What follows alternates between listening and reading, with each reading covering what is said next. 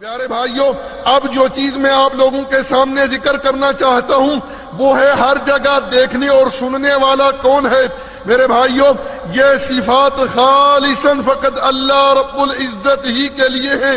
اللہ ہی وہ ذات ہے جو اپنے عرش پر مستوی ہو کر پوری مخلوق کو دیکھ رہا ہے، پوری مخلوق کی پکاریں سن رہا ہے۔ اللہ رب العزت نے سورۃ الانبیاء میں یونس علیہ السلام کا واقعہ بیان کیا ہے کہ وہ مچھلی کے پیٹ میں چلے گئے، مچھلی کے پیٹ کا اندھیرا، سمندر کی تہ کا اندھیرا، وہاں انہوں نے کس کو پکارا اور کس نے ان کی پکار کو وہاں سنا اور ان کی وہاں مشکل کشائی کی، حاجت روائی کی، کس نے ان کی وہاں دستگیری کی؟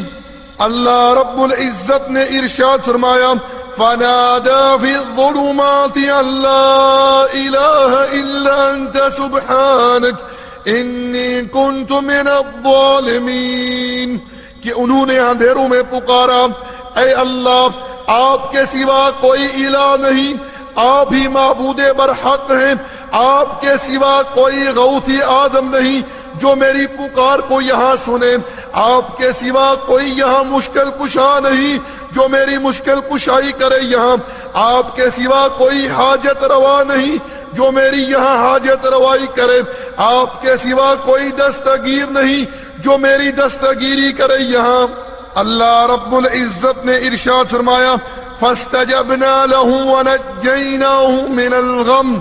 ہم نے ان کی پکار کو قبول کیا اور ان کو اس مشکل سے نجات دی۔ وَكَذَلِكَ نُنْجِي الْمُؤْمِنِينَ، ہم اسی طرح ہر موحد کو، ہر توحید پرست کو نجات دیتے ہیں۔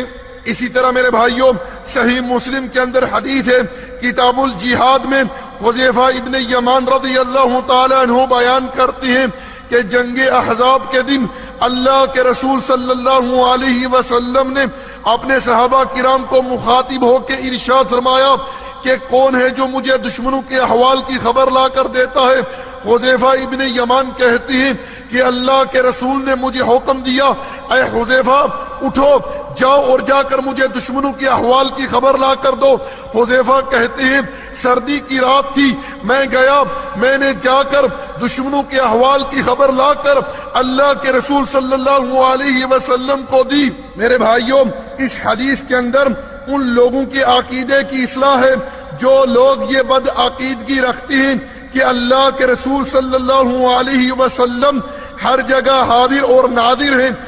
اور مخلوق کے لیے بھی حاضر اور ناظر کا عقیدہ ثابت کرتے ہیں۔ اے میرے بھائیوں، اگر اللہ کے رسول صلی اللہ علیہ وسلم ہر جگہ حاضر اور ناظر ہوتے تو اللہ کے رسول نے کیوں اپنے صحابی کو بھیجا کہ اے حذیفہ جاؤ، جا کر مجھے دشمنوں کی احوال کی خبر لا کر دو؟ اے میرے بھائیوں، اگر آپ لوگوں کو مزید تفصیل پڑھنی ہے تو سورہ آل عمران آیت نمبر 44 پڑھ لیجئے، اسی طرح سورۃ یوسف آیت نمبر 102 پڑھ لیجئے، اسی طرح سورۃ القصص آیت نمبر 44، 45 اور 46 پڑھ لیجئے۔ اے میرے بھائیوں، اس بات پر ایمان رکھو کہ اللہ رب العزت ہی وہ ذات ہے جو اپنے عرش پر مستوی ہو کر پوری مخلوق کو دیکھ رہا ہے، پوری مخلوق کی پکاریں سن رہا ہے۔ ہمارا فیس بک کا صفحہ اردو اسلامک میسیجز URDUISLAMICMESSAGES ہے۔ ہمارا واٹس ایپ کا نمبر 0097333190627 ہے۔